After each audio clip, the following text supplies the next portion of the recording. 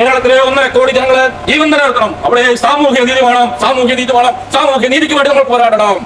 എല്ലാ ജനവിഭാഗങ്ങളെയും സംഘടിപ്പിച്ചുകൊണ്ട്, സാമൂഹ്യമായി കാണുന്ന സ്വതന്ത്ര ചിന്താധികാരം എല്ലാവരെയും സംഘടിപ്പിച്ചുകൊണ്ട് സാമൂഹ്യ നീതിക്ക് വേണ്ടി നമ്മൾ ഒന്നടങ്കം പോരാടണം. മക്കളെ, സമയം അതിക്രമിച്ചില്ല, ഇനിയെങ്കിലും പോരാടണം.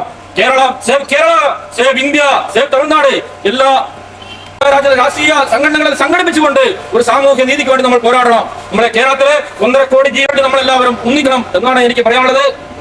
മുല്ലപ്പെരിയാർ ഡാം നടന്ന മുത്തശ്ശി ഡാം 970 999 കരാർ നടന്ന കരാറുണ്ടാക്കി 47 കരാർ അസാധുവാക്കുമായിരുന്ന ആ കരാർ പുനരുജ്ജീവിപ്പിച്ച് ഉത്തേജനം കൊടുത്ത് വലിയ ഒരു ബോംബിന്റെ താഴെയാണ് നമ്മളെല്ലാം വസിക്കുന്നത്.